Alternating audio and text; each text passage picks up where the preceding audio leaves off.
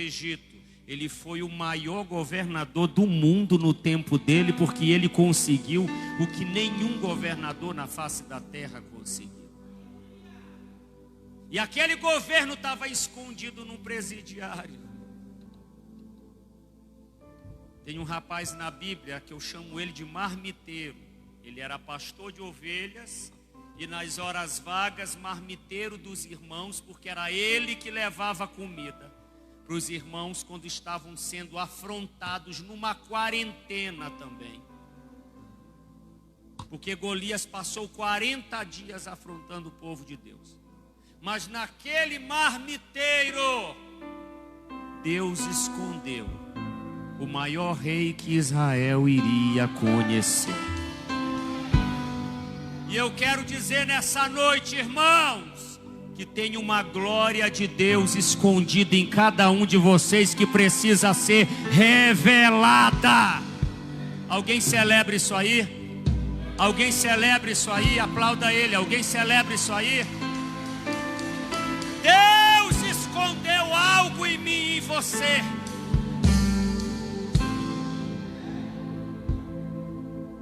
Esses dias eu fui visitar um irmão que há 2 anos atrás eu fui na casa dele.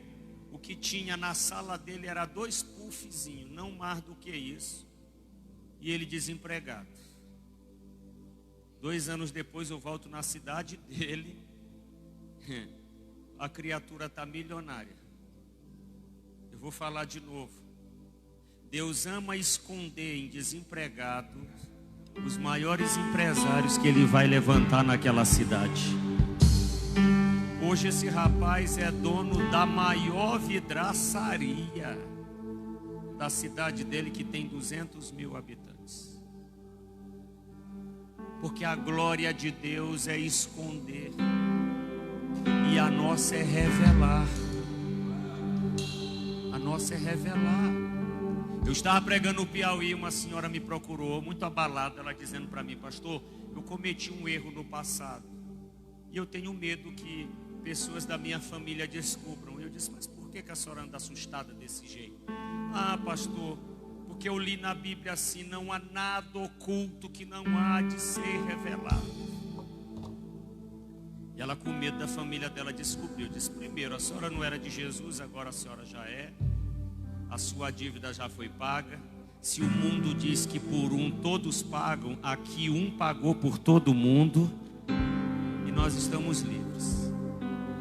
Segundo, irmã, baixa só um pouquinho. Quando a Bíblia diz que não há nada oculto que não há de ser revelado, Jesus não estava falando de pecado. E Jesus não estava falando de demônios. Jesus estava falando de um poder que Deus colocou dentro de nós, que vai haver uma temporada que essa graça, esse poder vai ser revelado. Tem uma grandeza dentro de vocês que vai ter que ser revelada. Não há nada oculto aí dentro que não há de ser revelado. Há um ministério aí que vai ser revelado. Há um dom de Deus aí que vai ser revelado. Há uma graça de Deus aí que vai ser revelada. Revelado. Irmãos, o ser humano pode vir a esse mundo vazio por fora. Quem aqui nunca ouviu a pessoa lá fora dizer assim: é porque todo ser humano vem nu, é vir vazio por fora, mas ninguém vem vazio por dentro. Ninguém vem vazio por dentro. Eu amo quando eu leio na Bíblia que filhos são herança do Senhor. Quem é filho aqui? Levante sua mão. Quem não levantou a mão, veio de laboratório? Vou perguntar de novo, quem é filho aqui? Você nasceu de alguém. Agora, o que eu acho lindo é que nós, quando nascemos, a gente não veio como herança do avô, nem de bisavô, nem de tataravô. Olha de quem eu e você somos herança. Porque Ele depositou muita coisa dentro da gente. Eu vou falar de novo. Porque Ele depositou um tesouro valioso dentro da gente. Alguém celebre isso aí? Você carrega um tesouro divino dentro de você, que precisa ser desatado. E é esse tesouro que o espírito da limitação quer que a gente morra sem revelar.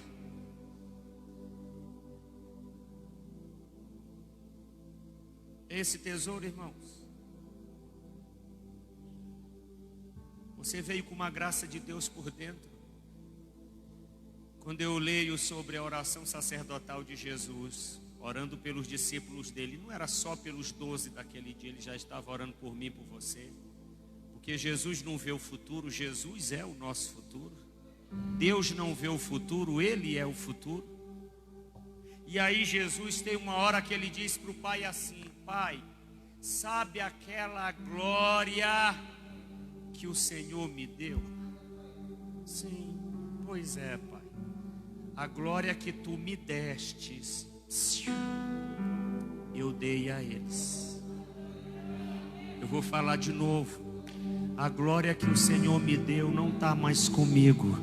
Está escondida neles, está escondida neles, está escondida neles, está escondida neles.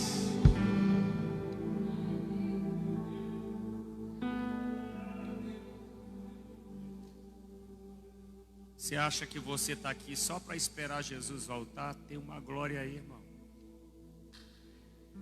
Tem um tesouro escondido aí, uma riqueza encoberta. Essa riqueza não está no solo, essa riqueza está em você. Esse poder está em você, está em mim e em você. Se Deus já escondeu o tesouro debaixo da terra, imagine dentro de mim, dentro de você, o que Ele não escondeu.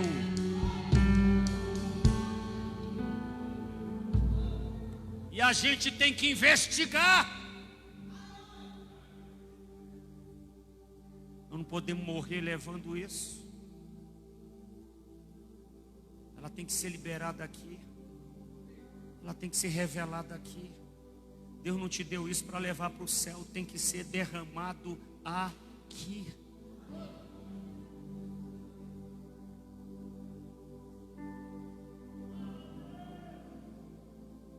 Tem que ser derramado aqui. O texto que eu li nos fala de um homem chamado Josué. Para a gente entender Josué capítulo 1, eu preciso falar do mentor dele, do discipulador dele, profeta Moisés. Ouça o que eu vou lhes dizer. Quando você lê a Bíblia, você vai encontrar dois tipos de profetas. Profetas que Deus usava na palavra e profetas que Deus usava em sinais. Quando Deus não usava nos sinais, Ele usava na palavra. Quem Ele não usou na palavra, Ele usava nos sinais. Elias e Eliseu, eles eram profetas de Deus nos sinais.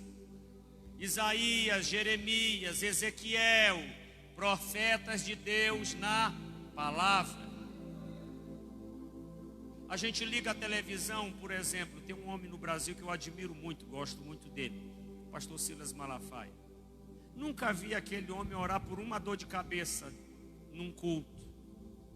Ele não é usado nos sinais, mas ele tem uma palavra dada por Deus que abençoa a nossa nação inteira.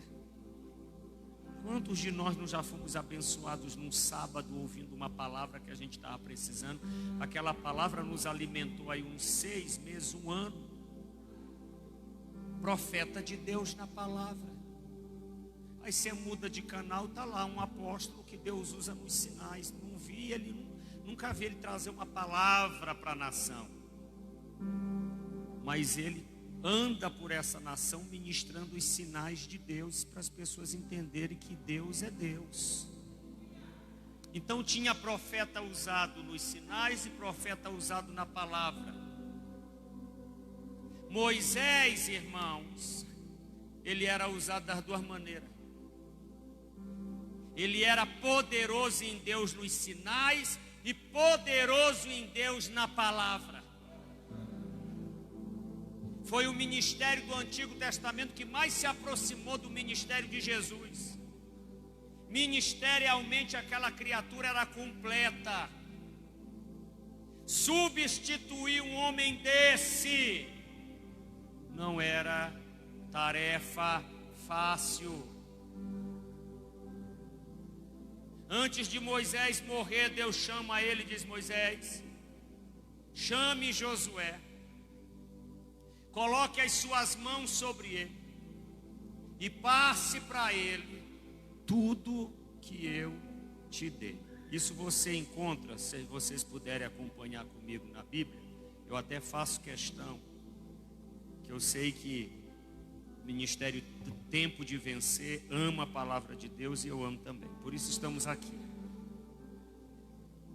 Deuteronômio 34 é uma folha antes do capítulo 1 de Josué, versículo 9 diz assim: E Josué, filho de Num, foi cheio do espírito de sabedoria, porquanto Moisés tinha posto sobre ele as suas mãos. Amém? Então olhe para cá. Quando Moisés obedeceu o comando divino, colocou as mãos sobre Josué, Josué foi cheio do espírito de sabedoria. Diga espírito de sabedoria. Diga de novo, espírito de sabedoria. Se o primeiro inimigo que a gente tem que vencer, irmãos, é o espírito da limitação, para que a gente possa terminar o que foi começado, o primeiro espírito que um homem e uma mulher de Deus precisa ter para vencer nessa terra e para revelar o que Deus escondeu, é o espírito da sabedoria.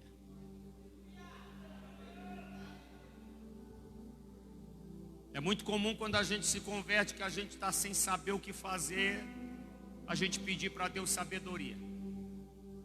O primeiro espírito que você vai precisar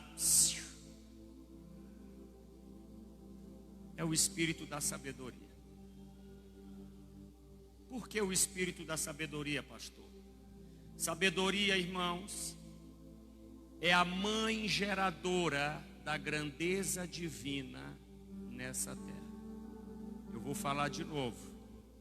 Se você quer ser uma grande de Deus nessa terra, o espírito da sabedoria é a mãe geradora da grandeza divina. É a que revela o que Deus escondeu aí dentro de você. Alguém celebra isso aí? Dá para aplaudir Jesus?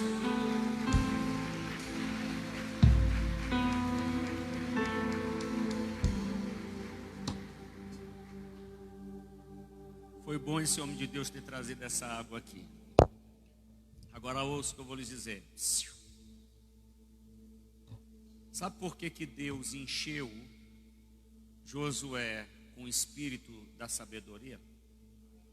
E sabe por que Deus escondeu dentro de nós uma glória? Porque nada pode ser derramado de um copo vazio. Eu vou falar de novo. Nada pode sair do vazio, nada é derramado do vazio. Nesses 4 dias, irmão, você vai transbordar do que Deus já encheu você aqui. Alguém celebra isso aí? Nada pode ser derramado de um copo vazio. Ele tem que estar cheio. Ele tem que estar cheio. Por que Moisés botou as mãos sobre Josué e ele foi cheio do espírito da sabedoria? Porque Moisés estava cheio.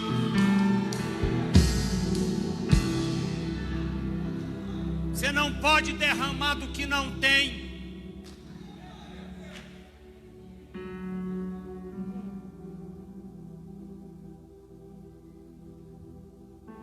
Lá veio o homem de novo. Meu Deus, leva esse aí, que esse aí já está vazio. importante é que o cheio está aqui. Amém, meus lindos? Ele foi cheio. Agora me ouçam. Moisés morreu. Um homem de 120 anos, completo ministerialmente. Assumiu o posto de um homem desse. Desculpe a colocação que eu vou fazer, mas assumir um posto de um Jorge Jesus desse, que ganha tudo, não é tarefa fácil. Não era tarefa fácil. Já havia se passado 30 dias que ele morreu. Josué cheio de sabedoria, cheio de Deus para derramar nas pessoas.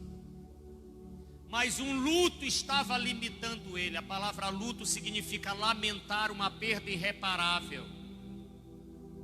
Mas há uma promessa na Bíblia que Deus diz assim: os teus dias de luto estão findando. Os teus dias de lamentação de algo que foi perdido estão findando. Irmão, eu tenho uma notícia boa para te dar. Eu ando desconfiado que o Deus da Bíblia permite que a gente perca algumas coisas. Sabe por quê? Escuta o que eu vou lhe dizer. Quando você perde alguma coisa, aquilo nunca volta para você no tamanho original do que foi perdido. Eu vou falar de novo. Quando você perde alguma coisa, Deus nunca deixa aquilo voltar no tamanho original que você perdeu. É ordem divina voltar 7 vezes mais o tamanho daquilo que foi perdido.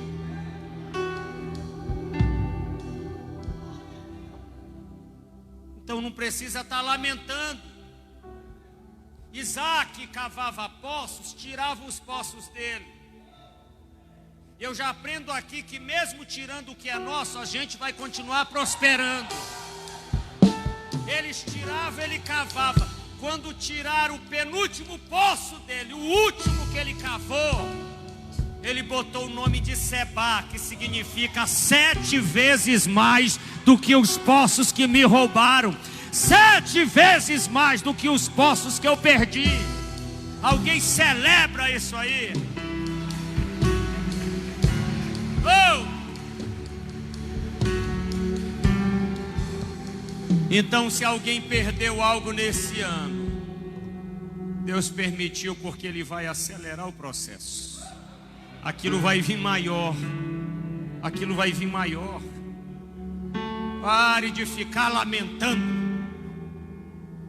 porque no reino de Deus o perdido volta 7 vezes mais. E ó, palavra de Deus para essa igreja: o departamento do céu de achados e perdidos chegou na cidade de Barretos. Eu vou falar de novo: o departamento do céu de achados e perdidos chegou nessa cidade para restituir 7 vezes mais. Oh! Oh! Oh!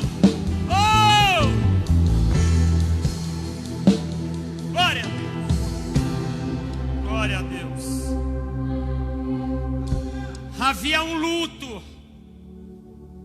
Países estão de luto. O Brasil está de luto. Tem empresários de luto. Lamentar a perda de uma empresa é luto. Lamentar a perda de um relacionamento é luto. Luto não é só lamentar a perda de uma pessoa. Tudo que você perdeu numa área da sua vida, que você não para de lamentar, é luto. Perdi minha saúde, pastor Fábio, é luto.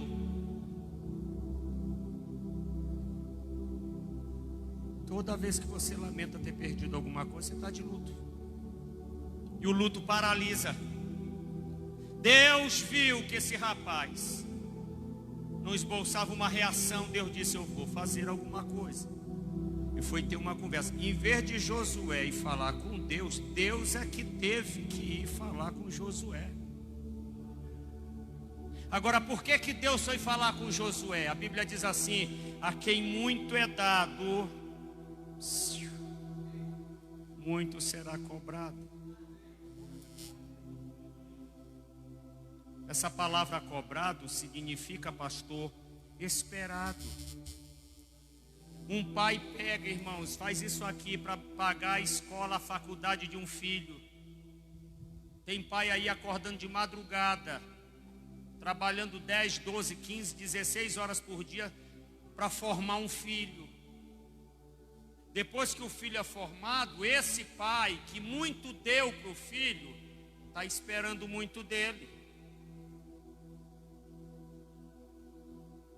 E quando esse pai espera, eu penso assim: olha, meu filho, eu não quero que você me dê nada, não faça nada por mim, mas faça por você. Porque se eu te dei muito, eu estou esperando muito de você. Você tem que ser melhor do que eu. Você tem a estrutura que eu não tive. A quem muito é dado, muito será esperado. Deus escondeu muito em cada um aqui. Deus espera muito de cada um aqui.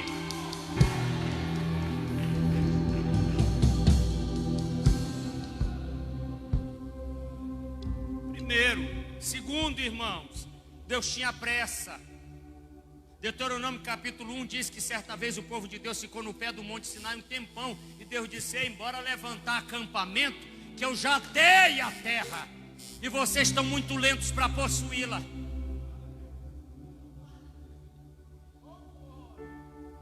Jesus disse uma vez assim: vocês são a luz, vós sois a luz.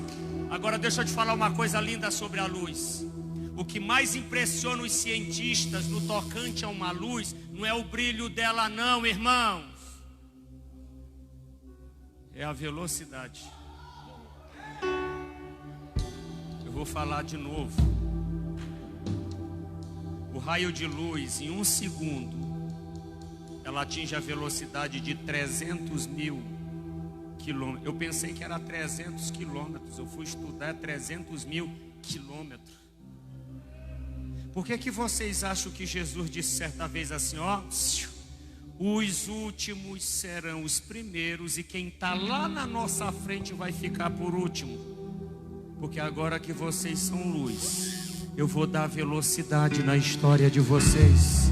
Eu vou falar de novo, eu vou dar velocidade para vocês. Vocês são luz, pare de ser lento. Vou falar de novo, irmãos. Deus vai dar velocidade a essa igreja para revelar o que Ele escondeu. Aplauda o Senhor.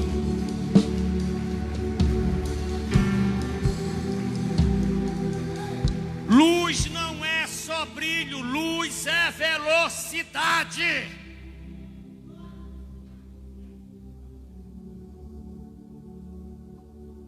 Vença com mais velocidade.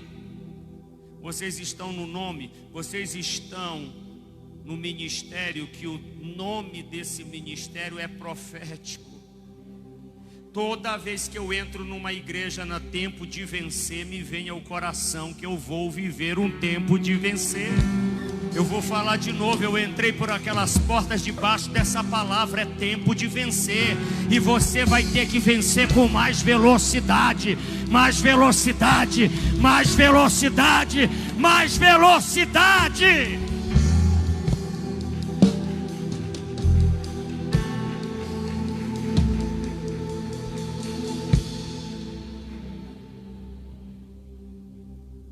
Velocidade.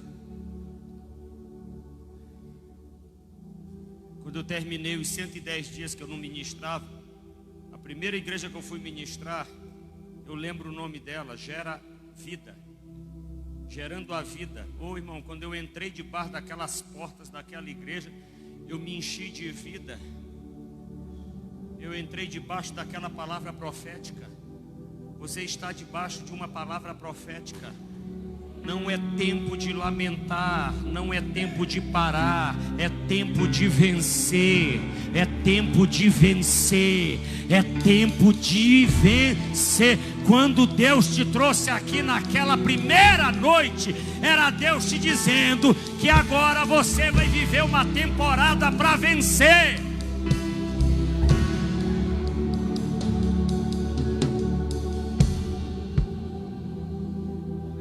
E era isso que Deus queria dizer a Josué. Aí Deus chega para Josué e diz assim: ô Josué,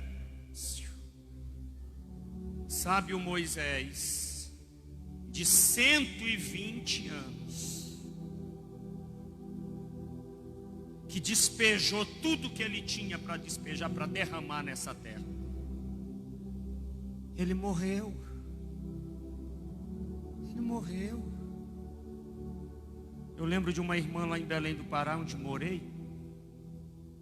O nome dela é Irmã Belém. A Irmã Belém, irmãos, indo para 90 anos, bem doentinha. Ela dava uma tosse, os filhos dela chamavam para orar. E um dia a gente teve que dizer: ela precisa ir. Vocês têm que soltar a Irmã Belém. Ela tem que ir para o céu. Ela não quer mais ficar aqui. Ela já está indo para 90 anos. Essa senhora não pode tossir, que vocês tudo começam a chorar. Ela tem o direito dela de ir. E eu disse a eles que eu não ia mais orar pela cura dela. Eu ia orar para que se cumprisse a vontade de Deus na vida dela. Com uma semana ela foi. Ela partiu. Sabe, irmãos, Moisés foi um grande homem de Deus. Mas até as grandes vitórias a gente tem que deixá-las partir, para que outras maiores venham. Eu vou falar de novo, não dá para ficar comemorando a vida inteira vitória do passado. Vitória do passado não se comemora, só agradece. Comemoração é das maiores que vai vir depois que você soltar aquelas. Foi um tempo maravilhoso, Josué, mas acabou. Eu aprendo algumas coisas aqui. Primeiro, vamos ouvir isso aqui. Eu estava num jantar em Salvador, uma mesa lá com um bocado de gente. Aí alguém gritou assim: sabe tal pessoa? Sim. Alguém disse: sei. Ele caiu. Ele acabou. Dizer que alguém caiu não é errado, mas dizer que alguém acabou. Quando a pessoa falou lá que aquele homem lá em Salvador havia caído e depois disse que a história dele acabou, eu disse: gente, eu falei lá na hora e disse assim: quem foi que falou para Josué que Moisés tinha morrido? Foi o povo? Não, foi Deus. Porque o único ser na face dessa terra que pode dizer quem morreu aqui e quem acabou é o Deus da Bíblia. Fora Ele, ninguém está autorizado. Ninguém está autorizado. Foi Deus que disse: Josué, Moisés morreu. Você sabe o que Deus estava fazendo quando Ele disse Moisés morreu? Ele estava botando um ponto final. E quando Deus põe ponto final numa coisa, ninguém aqui pode botar vírgula. Agora, quando Ele põe vírgula, ninguém aqui pode botar ponto final. Deixa eu provar para vocês. Deus chega para Josué e diz: Moisés está morto.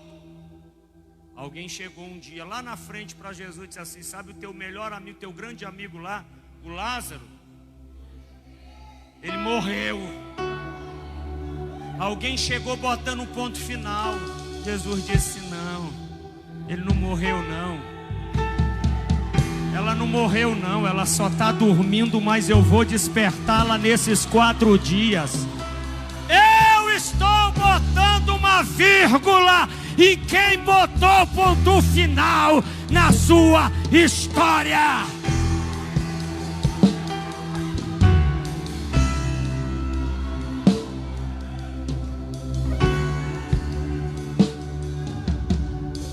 Ô irmãos, se Jesus dissesse assim: ó, Lázaro está morto, você sabia que ele não ia poder ressuscitar? Porque Jesus é a palavra.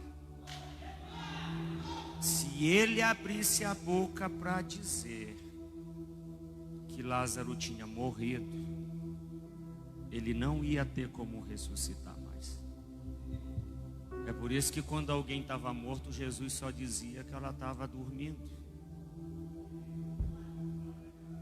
Tem uns irmãozinhos aí que não apareceram na igreja ainda, mas eles não estão mortos, não. Isso é só uma vírgula. Eles vão sair daquela casa e vão vir ser testemunha do Deus da Bíblia mais uma vez. Alguém celebra isso aí? Alguém celebra isso aí? Não tem ponto final. É só uma vírgula. O Deus da Bíblia já botou um ponto final nessa pandemia, mas os homens estão botando vírgula. Mas ele já botou um ponto final. E Covid aqui não mata mais ninguém, para a glória do nome do Senhor Jesus. Alguém celebra isso aí? Ninguém põe vírgula no que o Deus da Bíblia põe ponto final. Acabou. É uma nova temporada. É um novo tempo.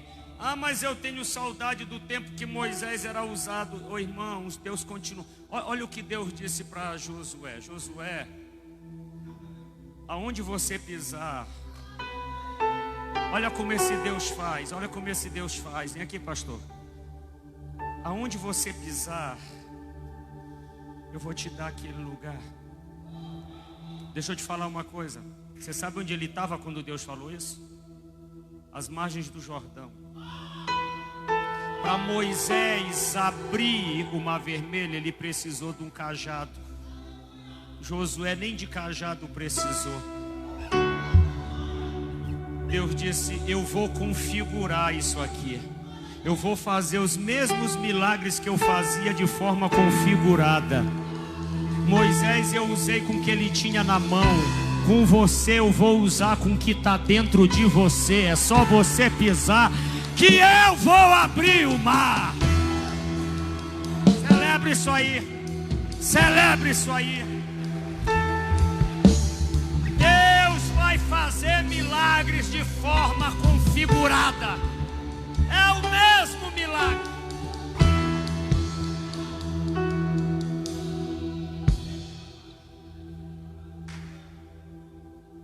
Mas de forma configurada.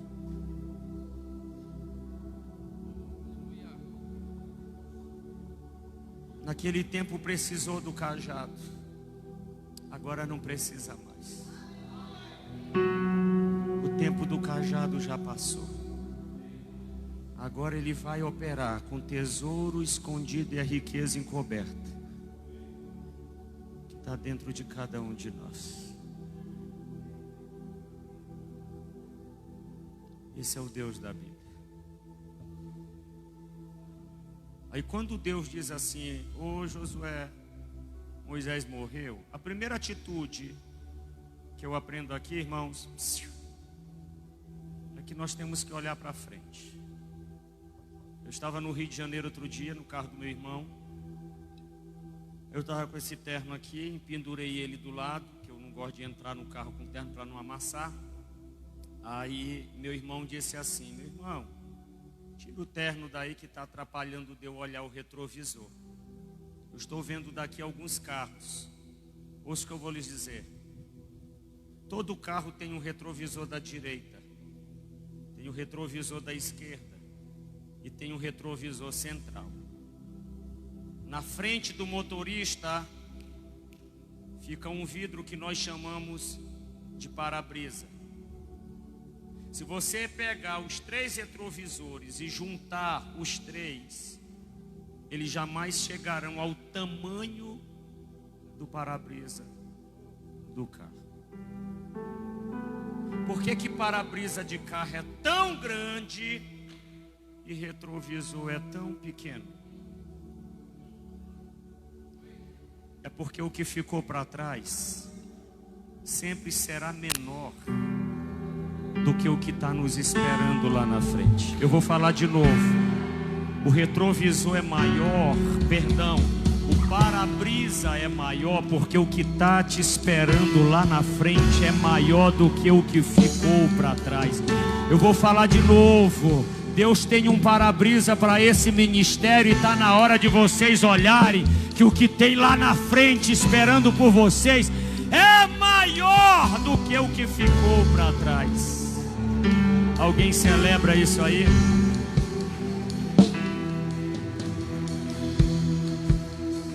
Então não dá para servir a Deus sendo retrô, porque retrovisor vem de retrô. Chega de ser retrô, irmãos. A Bíblia diz que o justo viverá pela fé, e se ele retroceder,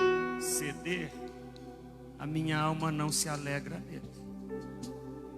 Deus já está dizendo: você vive pela fé? Sim, Senhor. Então olhe o para-brisa. Porque quanto mais você avança, menor vai ficando no retrovisor o que você deixou para trás. Até uma hora que aquilo vai sumir. Mas o que Deus preparou vai aparecer. Vai se revelar. Bora olhar para frente. Bora olhar para frente.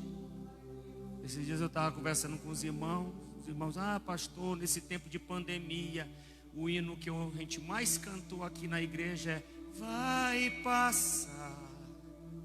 Eu sei, esse Covid um dia vai. Eu digo: não, irmão, isso está errado. Passar?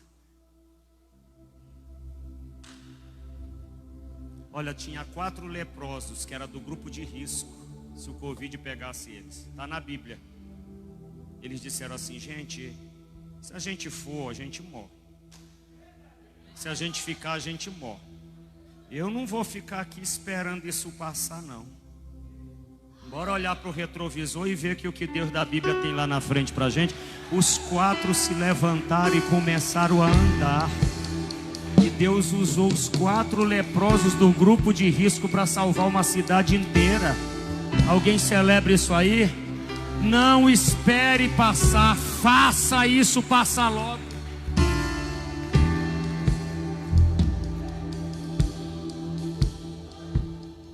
Vai passar?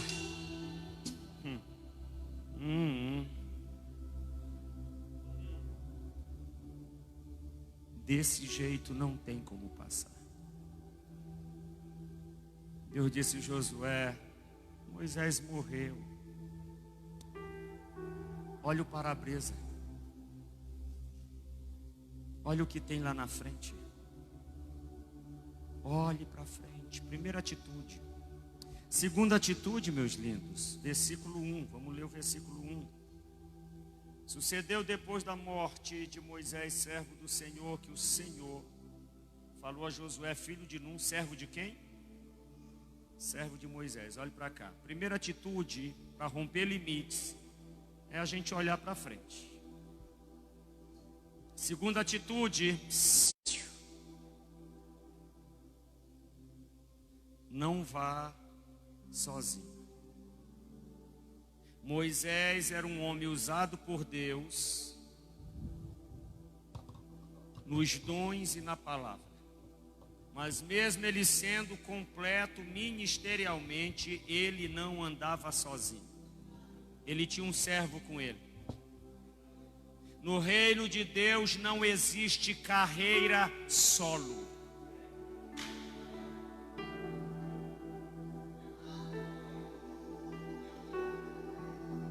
Jesus uma vez mandou uns discípulos fazerem milagres nas casas. A ordem era nas casas, mas eles foram de 2 em 2.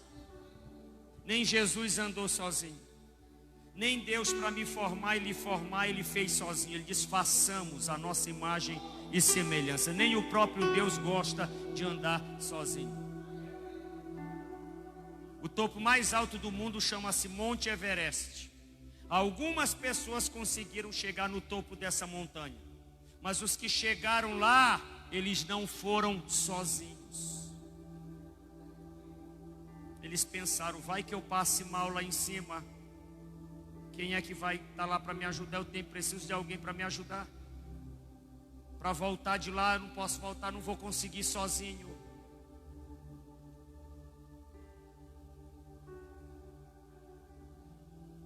A Bíblia diz assim, irmãos, um ao outro ajudou. Você tem que andar com alguém, para que o que está em você, ela ajude a revelar, e o que está nela, você vai ajudar a revelar também. O que a gente precisa na nossa caminhada é selecionar as pessoas com quem a gente vai caminhar. Porque pessoas são como operações matemáticas. Tem gente que entra na vida da gente para somar, outros entram só para subtrair, outros entram para dividir, mas tem aqueles que vêm para multiplicar. Eu vou falar de novo. Uma vez um homem chamado Jacó foi morar na casa de um tio perturbado. E um dia Jacó acordou dizendo: eu estou indo embora da sua casa porque eu cansei de trabalhar para o senhor ficar rico e eu não ter nada. E aquele homem perturbado, que nem crente era, disse assim: eu não quero que você saia dessa casa, porque desde o dia que eu me associei a você, a sua vida tem me multiplicado. A Bíblia chama isso de bênção da associação. É você se associar a pessoas de Deus, que você possa acrescentar a vida delas e elas acrescentar a sua vida. Eu morei com a minha avó um tempo, minha avó dizia assim: quem não me acrescenta não me faz falta. Ande com gente que alimenta a sua alma, não ande com gente que só devora ela. Outro dia eu estava sentado a uma mesa, tinha 3 homens de Deus lá. Eles falavam, já ia dar 1 hora eles falando. Aí um olhou para o meu lado e disse: você não vai falar nada, pastor Fábio? Eu digo: eu nunca falo quando eu estou na mesa certa. Porque quando eu estou na mesa certa, é a mesa de gente que me acrescenta, como vocês estão me alimentando. Às vezes a gente senta numa mesa que a gente só tem que alimentar todo mundo e não recebe nada. Fazer isso de vez em quando não é ruim, mas a vida inteira é terrível.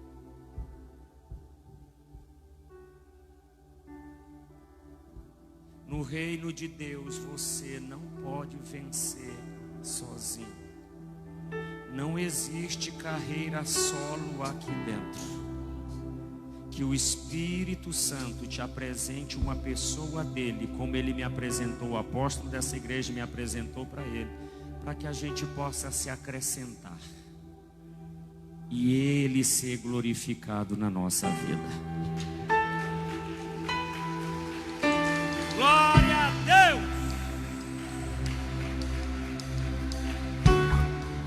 Terceira atitude. Diz assim: todo lugar que pisar a planta do vosso pé, vou-lo tenho dado, como disse a Moisés.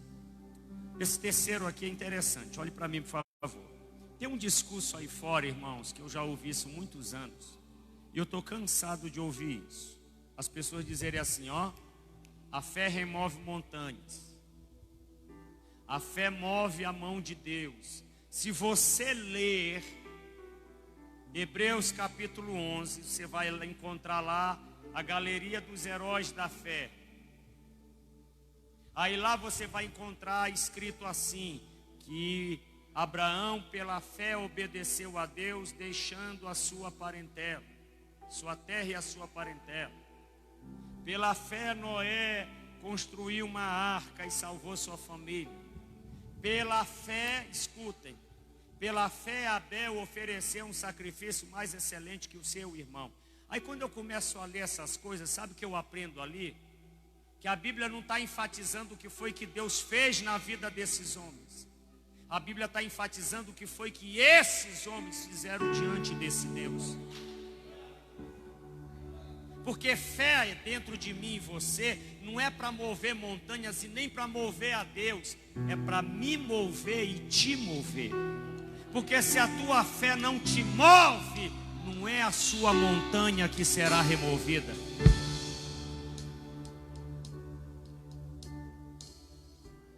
Eu estava em São Luís do Maranhão fazendo uma conferência. um homem ficou sabendo pela internet, lá da igreja, viajou 162 quilômetros. Ninguém sai da sua casa 162 quilômetros para se hospedar 3 dias em outra cidade, para ouvir um pastor, ouvir Deus 3 dias, se não houver dentro dele uma convicção de que ele vai receber alguma coisa desse Deus nesses 3. Ninguém faz um negócio desse. Quando me disseram que ele viajou 163, esse aqui já posso até orar. E ele foi curado do coração. Porque quando a fé move você, aí, meu irmão, ninguém te segura. Não tem doença que fique aí, não tem. Moveu você, acabou para o problema. Ele vai ser removido porque você foi movido. É assim que funciona. E Deus estava dizendo para esse rapaz aonde você pisar, porque Deus estava querendo dele uma ação, gente. Uma ação. Por que Deus disse, ô Josué, aonde você pisar? O meu filho mais velho, eu ia no shopping, sempre olhava um carro que ficava lá, chamado Journey. Achava aquele carro tão lindo, e eu dizia, um dia eu vou ter um carro desse aí. Aí o filho de um pastor em Salvador mostrou a foto de um carro da Fiat, Fremont. Não tinha sido nem lançado, só era a foto. Ou melhor dizendo, tinha acabado de ser lançado. Aí eu olhei e disse, rapaz, é igualzinho aquela Journey que eu vi no shopping. Mas esse carro é muito caro. Cheguei em casa, mostrei para o meu filho mais velho. Eu disse, olha aqui, Rafa. Aí ele disse, bora lá ver, pai? Eu disse, não, esse carro é muito caro. Ele falou assim, mas o senhor não vive pregando que aonde a gente botar a planta dos pés, Deus vai nos dar? Por que a gente não vai lá só pisar? E vou falar uma coisa que eu não posso esquecer. A igreja que eu faço parte em Belém é para 5.040 lugares. Em novembro eu vou levar o apóstolo lá. A gente está indo lá para ele conhecer. E eu estava lá sentado uma vez, do jeito que o pastor está aqui no altar, e o meu pastor disse assim, gente, nós temos que botar acústica, porque 5.000 pessoas adorando é um barulho terrível lá fora. E a acústica da igreja naquela época foi 700 mil reais. Eu sentadinho como o senhor está aí, Deus começou a falar assim, pegue a chave do seu carro e dê de oferta para começar a acústica da minha casa. Eu tinha um Gran Livina de 7 lugares, 1 ano e meio de uso, cheirando a novo ainda. Tinha terminado de pagar, eu entendi porque eu paguei tão rápido, já era Deus pedindo, preparando para pedir. E se alguém aqui não acreditar no que eu estou falando, não tem problema, porque eu dei do mesmo jeito. Você acreditando ou não. Aí eu dei o carro, deixei a chave e o carro lá na igreja.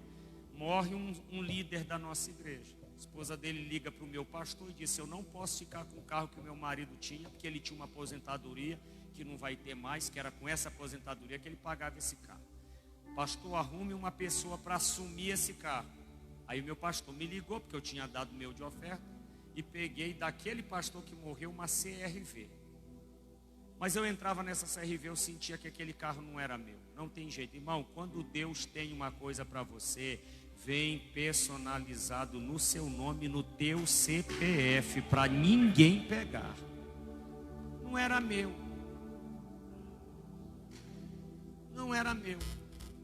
Aí o carro sai, eu fui lá, entrei na Fremont com meu filho.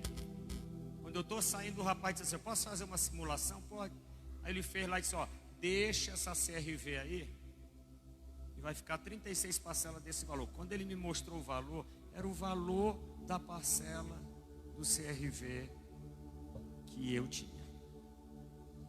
Entrei naquela concessionária com carro usado e saí de lá com um carro novo. Eu senti lá atrás uma inveja aí, que ninguém falou nada lá atrás. Eu não vi um glória a Deus lá atrás. Por que eu estou falando isso? Vem aqui, pastor. Porque se eu não tivesse ido lá, aquele carro não vinha para minha mão. Vocês vão entender por quê. Eu vou representar a atitude, a ação. O pastor vai representar o milagre. Todo milagre fica escondido numa atitude. Eu vou falar de novo. Quando você tem uma atitude, o milagre se revela. Quando você tem uma atitude, o milagre se revela. Quando vocês têm atitude, o milagre se revela. Celebre isso aí.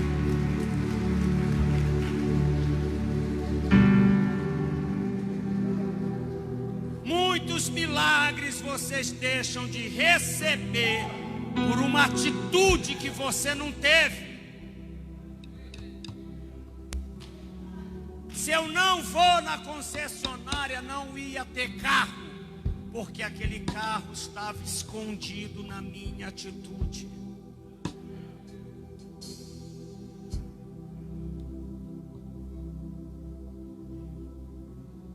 O Espírito Santo ainda tem muito milagre esse ano. Eu vou falar de novo. O fim desse ano vai ser absurdamente melhor do que o começo dele. A gente só tem que ter atitude. Alguém celebra isso aí? Oh!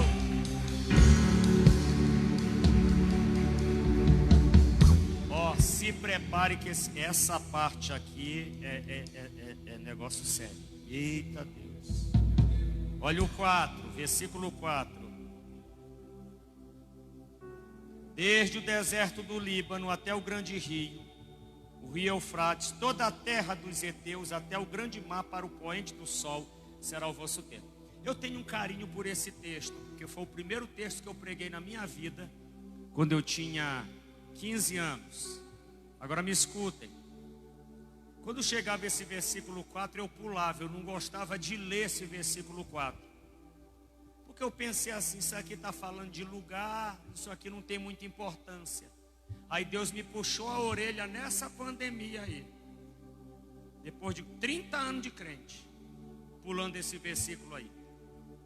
Deus disse assim: Fábio, se foi eu que falei os lugares, tem uma importância sim. Aí sabe o que Deus me fez entender? Naqueles 110 dias que eu fiquei sem pregar e Deus me ministrando nesse texto, que esses lugares que ele estava falando, irmãos, era uma rota que Deus estava dando a Josué. Porque para você romper, você tem que ter uma rota. E aí vou te falar como foi que Deus me ensinou aquilo ali. Era uma manhã, eu estava num Uber com um pastor amigo meu. Aí o motorista do Uber, 9h30 da manhã, já estava de cabeça quente, reclamando. E ele começou a dizer assim: qualquer hora dessa eu vou largar essa vida aqui que eu não aguento mais. Aí ele começou a falar as situações que ele estava vivendo. Eu vou compartilhar algumas com vocês. Ele disse para mim, para o meu amigo, que uma vez entrou um homem lá e ficou no lugar que eu estava sentado. Eu sentei na parte de trás, o pastor na frente. E o motorista dizendo assim: outro dia alguém entrou aqui, sentou aí onde o senhor está, tirou o sapato, a meia e pendurou o pé dele no meu banco. Quando eu vi aquele pé perto do meu rosto, meu senhor, tire seu pé daí. Ele disse: eu estou pagando. Isso é um absurdo, né, irmãos? Um outro me chamou outro dia, uma corrida de 5,60.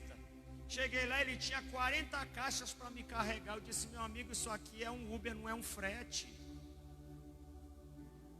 Dias depois uma senhora me chama, fica 15 minutos dentro de casa e eu esperando ela na porta. Quando ela entrou no meu carro, ela já entrou batendo a porta com força, dizendo: corra que eu estou com pressa. Eu disse: a senhora não está com pressa coisa nenhuma, desça. Ela estava atribulado. Quando ele terminou de falar as experiências dele, a gente sorria, porque ele contando era muito engraçado. Eu disse para ele assim: o senhor sabe por que o senhor está chateado com a vida que o senhor está vivendo? Não, eu disse, mas eu vou lhe falar. Eu sou pastor aqui na frente é pastor. Eu vou lhe dizer por que você anda chateado com a vida que você está vivendo. É porque quando o Senhor acorda todo dia, quem anda ditando o seu destino não é o Senhor, são as pessoas. Aí o Senhor fica indo para bairro que o Senhor não quer ir, que o Senhor tem medo de ir, mas tem que ir. Um diz, vem aqui, vai ali, outro cancela. Eu disse para ele, o senhor já viu o motorista de ônibus chateado como o senhor está? Eu nunca vi. Pode estar cansado, querendo um emprego melhor.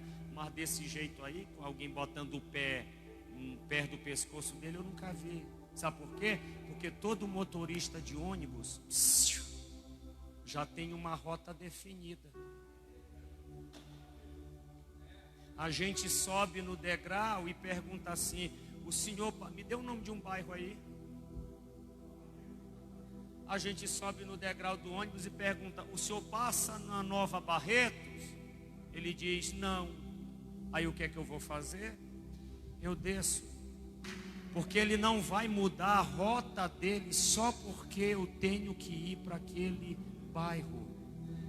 Vocês lembram quando vocês aceitaram Jesus? A gente não precisou mandar ninguém embora da nossa vida. Foi só a gente dizer que a nossa rota agora era para cima, que quem não queria ir, começou a descer do nosso ônibus, começou a descer do nosso ônibus, começou a descer do nosso ônibus, começou a descer do nosso ônibus. Essa igreja tem um destino. Essa igreja tem uma rota, que quem não quiser vai ter que descer, porque na outra parada já tem muita gente esperando para subir.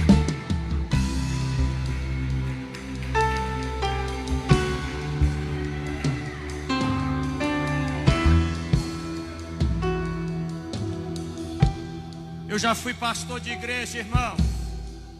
Quando tinha uns irmãos lá na igreja ditando como é que eu tinha que ser pastor, eu dizia, olha irmãos, se vocês não querem ir na viagem, e aprendam isso aqui, eu viajo muito de ônibus, eu vim de ônibus para cá, eu estava ali em Americana, eu vim de avião para esse país, para esse estado. Quando eu viajo de avião, principalmente quando tem conexão, ele para, ele pousa, para desembarcar pessoas e para abastecer. A minha vida e a sua vida é como uma viagem, seja de ônibus ou de avião. Na minha e na sua viagem, tem gente que vai com a gente até o final. Outros têm um destino diferente do seu. Eles vão ter que descer. No ônibus que eu vim, ele parou em quase todas as cidades. Parou numa Jabuticabal ali, que quase acaba ali mesmo. Foi meia hora lá. E teve gente que desceu. E outros subiram. Na sua vida e na minha vida, vai ter gente que vai descer. Para de ficar implorando que todo mundo chegue no final contigo. Porque eles têm o destino dele. E quando eu estou no ônibus e no avião, eu não fico desesperado olhando para o lado quem vai subir, nem quem vai descer. Eu não fico com a minha visão de quem fica na viagem, de quem vai sair. A minha visão fica no meu bilhete de destino. Eu vou falar de novo. Eu posso perder as pessoas que estão ali do meu lado, eu não posso perder o meu bilhete, porque Deus tem um destino para mim. Deus tem uma rota para mim. Eu tenho que descer na cidade certa.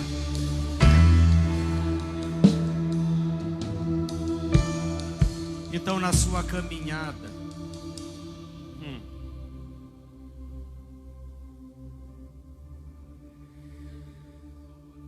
pode ser que essa seja a última vez que eu venho aqui. Eu vim aqui apenas como um ajudante do teu destino. Eu não posso continuar a caminhada a vida inteira com você. O apóstolo não pode ser apóstolo aqui dentro a vida inteira. Ele tem um bilhete dele. E você tem o seu bilhete. O importante é todo mundo aqui chegar no seu destino que Deus preparou. Não abandone a viagem. E não perca o seu bilhete. Alguém pode te convidar, desce aqui comigo para conhecer minha cidade. Eu não posso. O meu bilhete diz que meu destino não é esse. Eu tenho que continuar, eu tenho que continuar, eu tenho que continuar, eu tenho que continuar.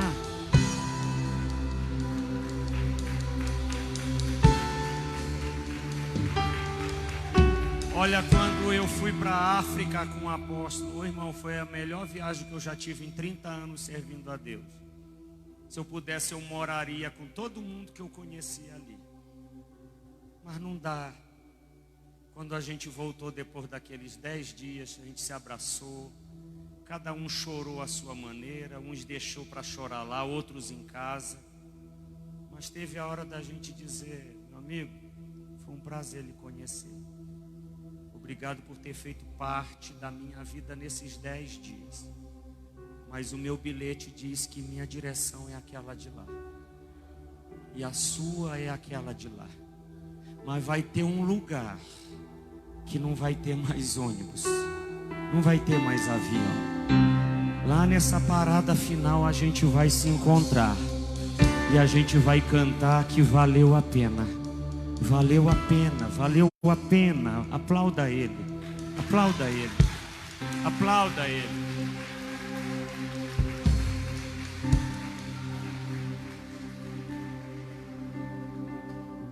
Eu sinto Deus aqui. Era isso que Deus estava dizendo a Josué. Josué, Moisés chegou na parada dele. A parada final dele ali. Você tem que continuar a viagem. A gente não troca de motorista? A gente não troca de piloto? Tem gente que Deus vai botar na nossa vida uma vez só.